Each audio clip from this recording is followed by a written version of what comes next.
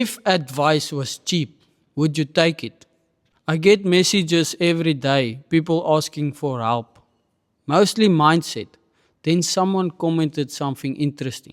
Poor people can't pay for advice. I disagree. That way of thinking is exactly what keeps people stuck. If you only move when things is free, you will pay with time. And time is the one thing you don't get back. You can spend years figuring things out yourself, or you can learn from someone who already made the mistakes. That's not about being rich or poor, that's about how you think. I've paid for knowledge when I didn't have money because I understood what it could save me.